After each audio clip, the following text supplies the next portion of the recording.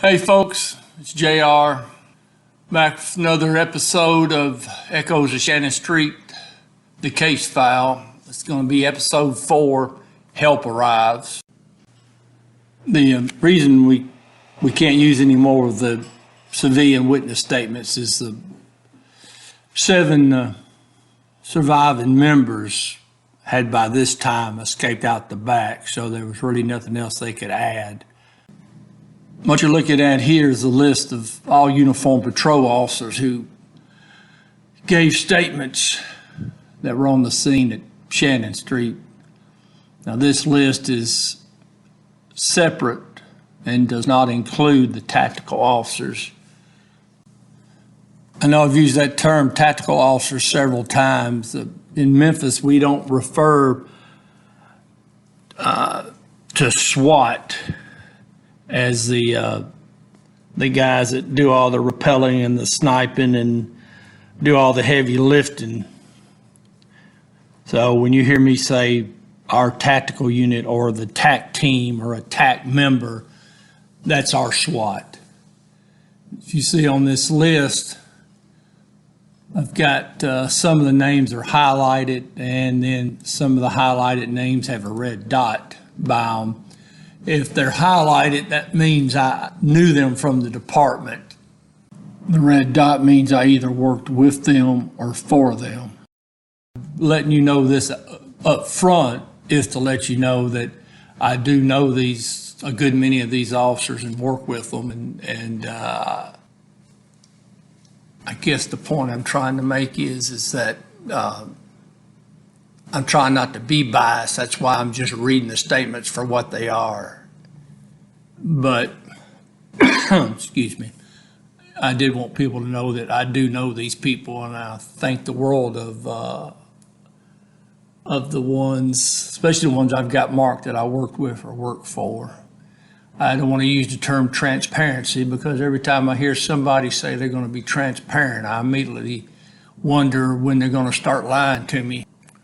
But I did want to be up front and let you know I do know a good many of the people involved in this incident. If you remember from last episode, Swill and Hester, Officer Schwill and Officer Hester, been taken hostage.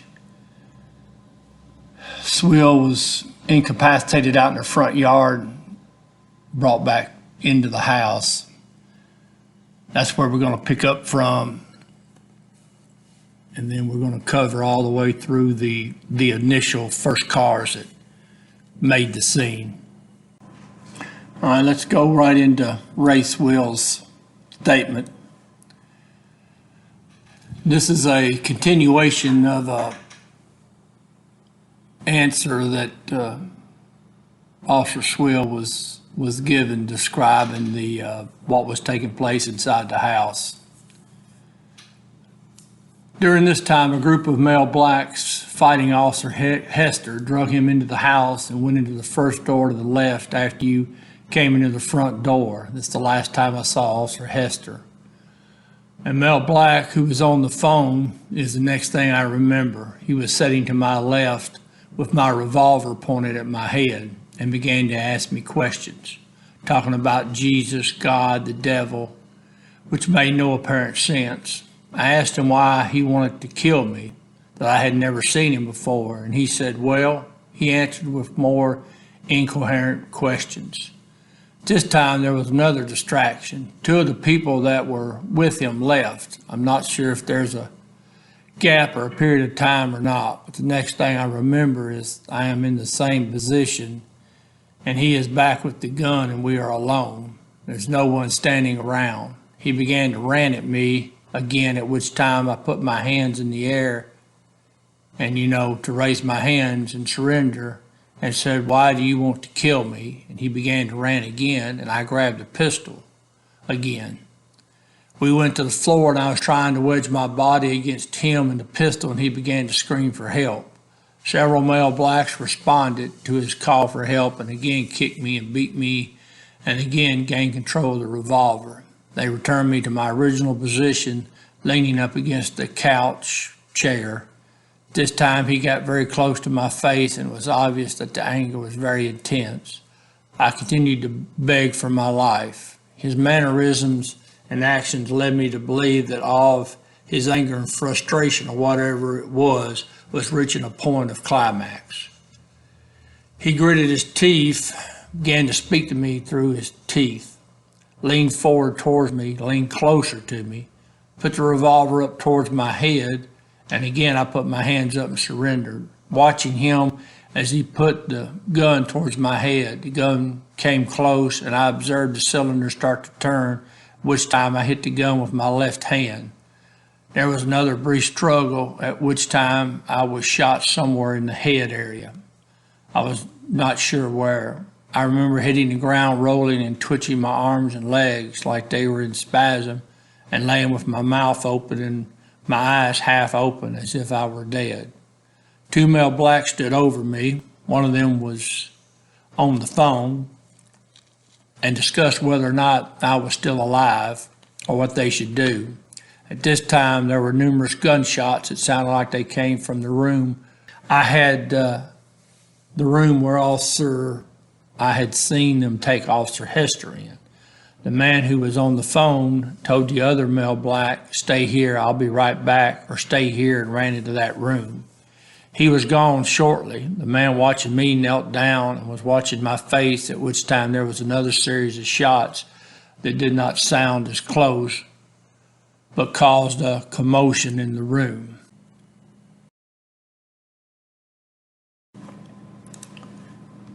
Officer Schwill described the male black that was talking on the telephone. He was an older male black, tall, medium build. He had short cut hair, which appeared to be thin in front, and noticeably long teeth. I'll always remember his teeth seemed to be very long. He was very toothy in the front part of his mouth.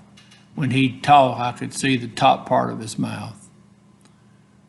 Officer Swill, in this statement you've given, you described one of the male blacks as Sanders. At the time you made the call, did you know this individual's name was Sanders? I did not. How did you become aware that his name was Sanders? Reading the paper and watching the news the next couple of days. And the one you called Sanders, is this going to be the individual that had the beard and was talking on the telephone? That is correct. Officer Schwill, did you have any conversation with Sanders regarding the individual in the blue jacket as possibly identifying him? When explaining to Mr. Sanders why we were there, the reason we had been called, he eventually sagged his shoulders and said, "Yeah, you're right," and said, "Well, who supposedly snatched the purse?" At this time, he looked to his left and pointed to the male black with the large afro and blue jacket and said, "That's him." Is this going to be the same individual that struck you in the yard? He struck me inside the house and was kicking me repeatedly in the yard. Officer Schwill, you were in the front yard when the gun was pulled. This is correct. You stated there was a shot in the front yard. Did this shot strike you on the hand or injure you in any manner? It did not. The male black that was in the living room, that you described as sitting with you in the living room and gritting his teeth, holding a gun on you, describe him. He is the oldest man in the room with gray hair and beard and big eyes and long teeth. Going to be Sanders? That's going to be Sanders. He's the one that held the gun on you in the living room? That's correct. Going back to when you were first shot, the first time you shot, it was in your hand? That is correct. That was in the living room? Yes, sir. Who had the gun? Sanders. All right, the second time you were shot, were you beaten or anything between the first time you were shot and the second time? I believe I was struggling again, trying to get away. I remember I was on all fours trying to push up when I was shot and fell back to the ground, and as I rolled around and twitched, I tried to play like I was dead.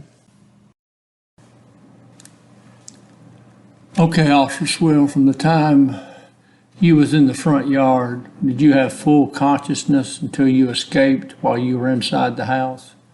I was coming and going. I was conscious part of the time, and part of the time I was not. Best of your memory, do you remember if you were ever taken out of the living room or the front room at any time, possibly in the kitchen area or to a room to the left? I was not moved from that front room area to the best of my knowledge. I do remember that when I did finally make my move to get out the front door, it seemed an awfully long, length away, as if I was completely at the opposite end of the room, over by where the phone was. Do you remember any shots coming in the front door, or any officers attempting to come into the front door just prior to your escape? I remember there was a large confusion at the front door, which caused the people who were holding the gun on me to scatter and run to the rear or other parts of the house, all over. Some went to the rear, some went into the room where they had taken Officer Hester. You stated you heard several shots coming from the back area or to the east side of the house. Could you tell how many shots were being fired? Approximately 8 shots were fired. On thinking back on it, it seemed as though they were rapid fire, and then 6. Officer Schwill, you described 2 suspects, one in a blue jacket and the older man later learned to be Sanders. Could you tell if any of the other male blacks in the house struck you or were beating you? There were others. There was one in the front yard that was kicking me on the left side of my face. At the same time, the subject with the jacket was kicking me at the right side of my face. When I was attempting to pull my gun, I believe there was another male besides the male black in the blue jacket that jumped down and grabbed the gun as I was trying to pull it out, and held it until Sanders quit hitting me and grabbed it. That concludes Ray Swill's statement for the time being. We'll pick back up with him the next episode. What you're seeing here is the map of where Tommy Turner was when the initial call went out for another car to make the scene at 2239 Shannon. So we're going to do Officer Turner's statement next. Patrolman Turner, what is your present duty assignment with the Memphis Police Department? Uniform Patrol, North Precinct, C shift. What car were you assigned to? Car 159. Did you have a partner? No, I was in a one-man car. Approximately what time did you receive a call or make a call to the Shannon address, and what type of call was it? It was somewhere around 9 p.m. At first it was a call to have another car make the scene, and it changed to a call for help. What car was calling for help? Car 128. Do you know what officers were in car 128? Yes, Officer Hester and Ray Swill. State in detail everything that occurred after you arrived on the scene at 2239 Shannon. I came from Chelsea and Bellevue, eastbound on Chelsea. I headed northbound on Hyde Park from Chelsea, then back eastbound on Shannon from Hyde Park. When I drove up, all I saw was car 128 sitting in the street in front of 2239 with headlights on. I ran up to the door of 2239, and at that time, approximately at that same time, car 129, Officer Watson and Carr made the scene, and I was on the porch with me. I didn't hear any noise at all at that time. I asked Ricky Watson, did they say 2239? And he said yes. I kicked the door once, Ricky kicked it once, then I kicked it again and it flew open. I entered the doorway. Straight ahead I saw the shadow of a man run across the hall with a pistol into another room. At about the same time, I was trying to see where the man with the pistol went. and I thought I saw some blue and black laying on the floor, and it appeared to be from the knees down of a policeman's pants.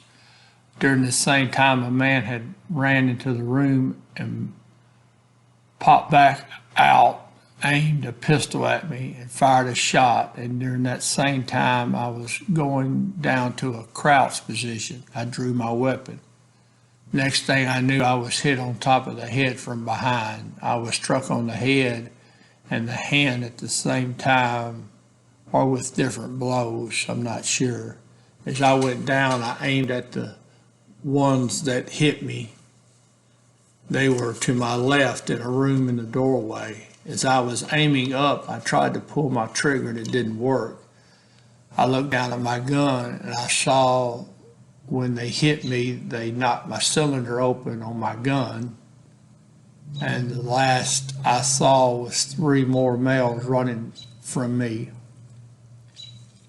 As they were running, when I saw my gun was functioning, I was aiming at them from being knocked down, aiming at a tilt. I guess it caused some of my bullets to start sliding out of the cylinder, and I couldn't get it to close.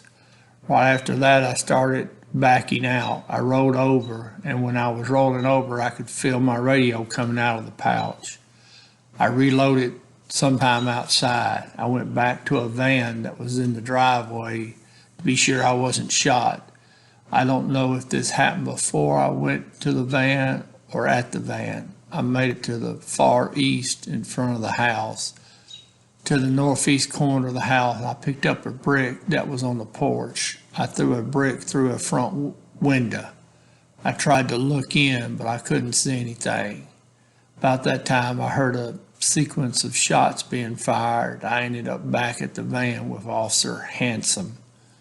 During this whole time after I was hit, I kept blacking out a little bit and coming back. Everything was kind of blurred. Finally, one of the lieutenants or captains had one of the officers take me to the hospital, Methodist North. I was sewn up out there, and I returned back to the scene after I was sewn up, and I gave a statement to an officer on the shoot team, statement to Chief Warner and a violent crimes detective. Chief Cole released me and had Ed Harker take me home. When you arrived on the scene before entering the house, were the lights on in the house or were they off? I'm not real sure how many lights were on. I remember the front porch light was on, and I believe some lights were on in the front den. After you entered the house, how far did you actually get from the front door before you were hit? I would say no more than 3 or 4 feet, however far that doorway is that leads to the left. Was the room you were struck from dark or light? When I entered, I don't remember seeing that room, but when I looked, it was dark. You stated you thought you saw what appeared to be pants of a police officer on the floor. In relation to the front door, where would the officer be laying? On the right of the front door, next to the coffee table. Did you ever holler for Swill or Hester after you entered the front door to see where they may be? I remember hollering. I don't know whether that was when I kicked the door in or after I got inside. Approximately how far away was the shadow that you saw running with the gun from you? About 20 feet or so. Was he running in a darkened area of the house? Yes. Was there any way for you to tell if this was a police officer or not? Yes, he didn't have a uniform on and he had a afro. How many shots were fired at you when you were in the house? 1 shot. When you pulled your gun and it did not fire, did you drop any of your ammunition from the weapon? Yes. Where did the ammunition fall? I wasn't sure if it dropped in the house or when I rolled out, if it dropped outside. Do you know how much ammunition you lost? All 6 bullets. Did you reload your weapon? Yes, I did. Were you able to fire any shots? No. While you were at the front of the house behind the van, did anyone fire any shots into the house? Yes. Who fired those shots? Officer Haskam. What did officer fire with? A shotgun. How many shots did Officer Haskam fire? One. Do you know what portion of the house she fired in? The front of the house. Could you tell what she was shooting at? I was laying on the ground bleeding and I couldn't see. You stated earlier that you heard other shots coming from the house. Could you tell what portion of the house they were coming from? Not really. Sounded like it was from the rear inside.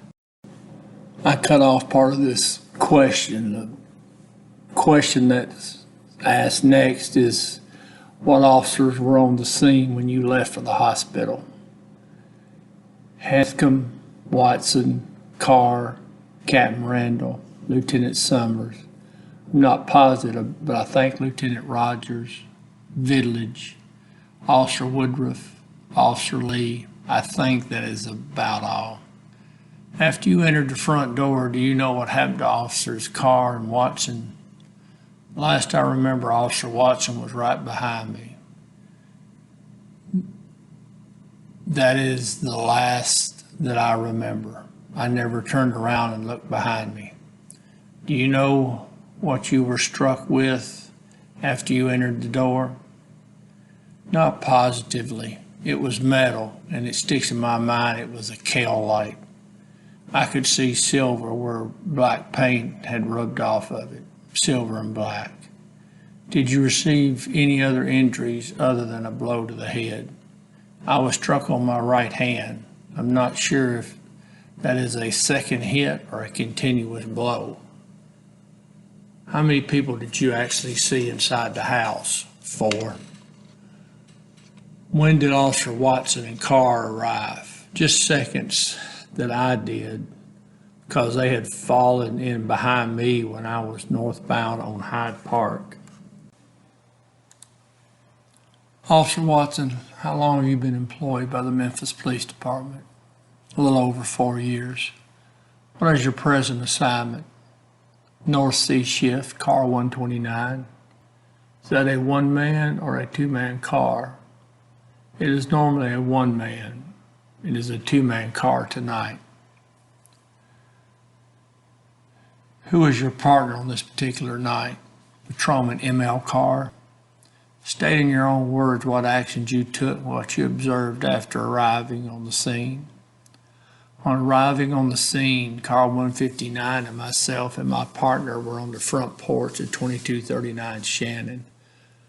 We heard the officers hollering and screaming for help and trying to gain entrance into the door, and it was locked. At this time, myself along with Patrolman Turner kicked the door in. Myself along with Officer Turner stepped inside the house, at which time approximately 5 shots were shot towards Turner and myself. While inside the house, for a second I looked right, which was west.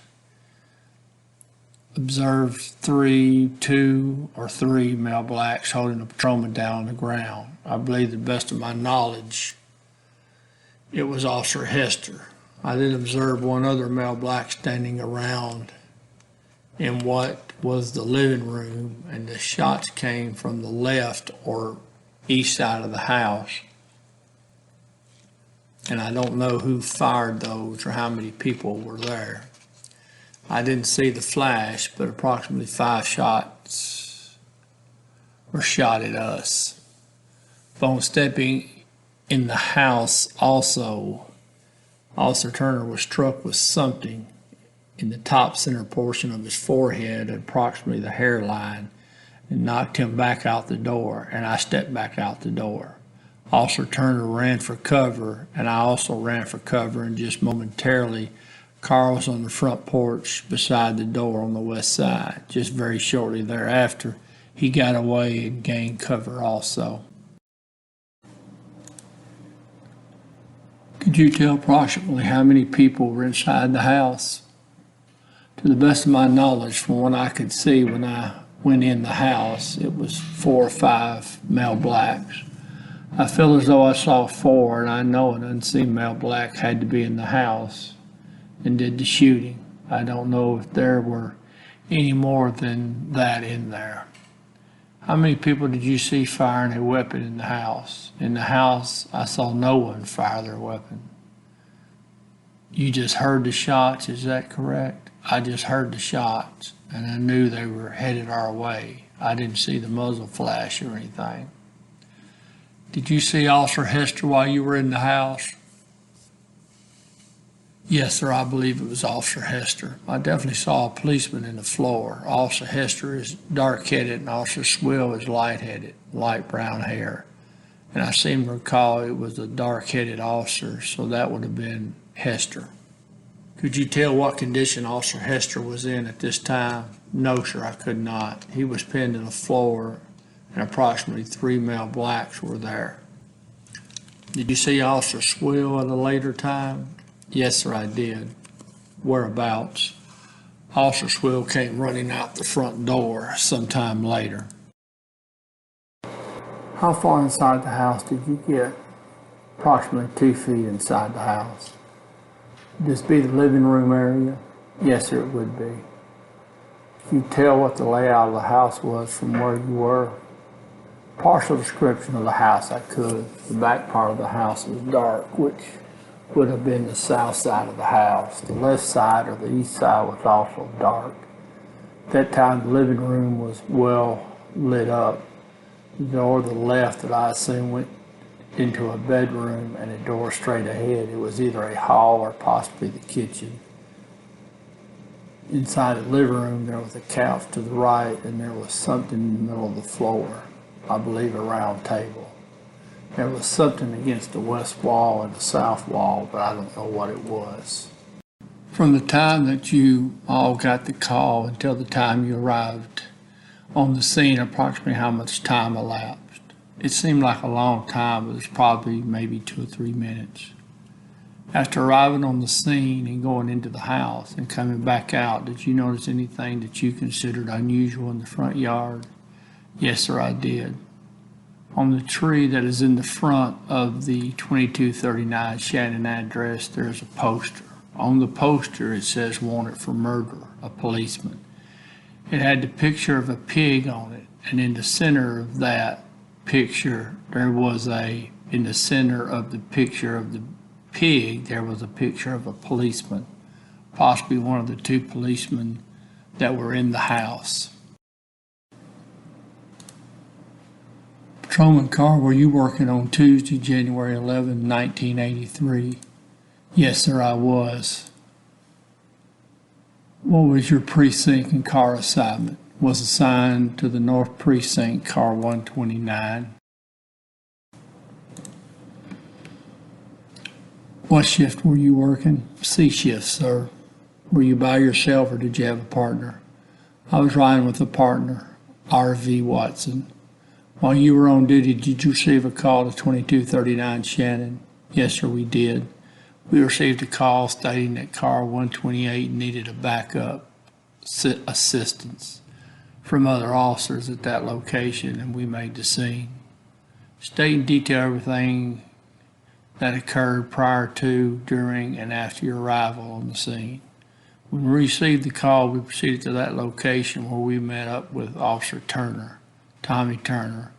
We didn't exactly make any tight plans how we were going to approach the house. We just went up to the door and knocked to see if this was the house. At this time, I don't know if we heard some screaming or some weird noise on the inside.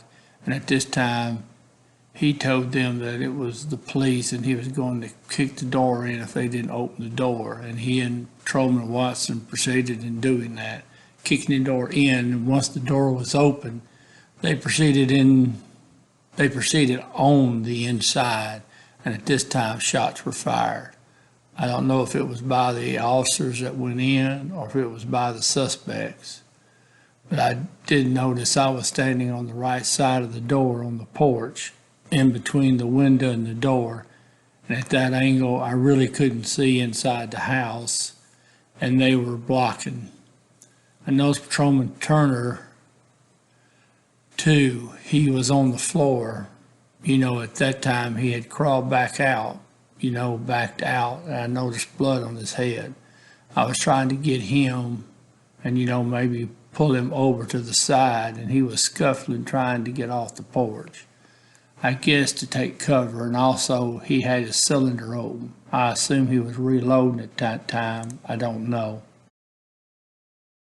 Reloading from that, and after he broke off the porch, I don't know if he ran for the van at this time or what, but I stayed on the porch and I wasn't sure, what cover I wanted to take. I was trying to decide, which position I wanted to take, and at this time I decided to run over in the rear of the van where Officer Turner was. He told me at this time he had been hit, and he thought he had been hit with something hard across his head, and he told me that he would be all right, that he really wasn't hurt too bad. I went into a position up at the front of the van, and I believe at this time Patrolman Aiken came and pulled up on the scene, and he ran around and back. I began to hear shots fired. From information I had gathered from him, when he got to the rear of the house, they began shooting him. That's about all the information I have. How many officers did you actually see when you arrived on the scene? When I arrived on the scene, there was just myself, my partner, Patrolman Turner. Do you know who they were? The information I gathered, it was Ray, Swill, and Hester. I don't know his first name, Patrolman Hester. They were riding in 128. How many shots did you hear fired? Really, I can't say. It was a numerous amount. When I was on the porch, I would say I heard about 5 or 6 at this time. It seems as if they were coming from a revolver, sounded something similar to a .38. Then later on, after Officer Aiken had went in the rear of the house, I heard a shotgun being fired and another revolver or whatever. Did you ever fire your weapon? No, I didn't. Was your weapon checked by Sergeant B.O. Wheeler of Security Squad? Yes, it was. What type of weapon were you carrying? I was carrying a .38 Model 10. Is this your own weapon or police issued? Police issued. All right, that's going to wrap up this episode here. Episode 4. I did want to point out one thing. Tommy Turner came in the front door. Bobby Hester was in the northeast bedroom, which is to the left as you step in the front door. And Ray Swill was in the living room on the floor. So when Tommy comes in, Bobby Hester's back to the left in that room. And then Ray Swill would be to Tommy Turner's right in the living room floor. You wonder what would have happened different if Officer Turner doesn't get hit in the head with the flashlight, and also which strikes his hand, which causes his thumb to go forward on the cylinder release, which causes the cylinder to fall open, which of course 38 revolver won't fire if the cylinder open. But you wonder if that hadn't happened, would things have been different? Would Bobby Hester still be alive? In fact, would the 7 suspects that were later killed, if they wouldn't still been alive too? It's amazing the little things that make a difference. Anyways, enough about that. We will get together here in a few days and we will go to episode 5. I appreciate y'all listening in, and we'll get together in a few days. Thank you again.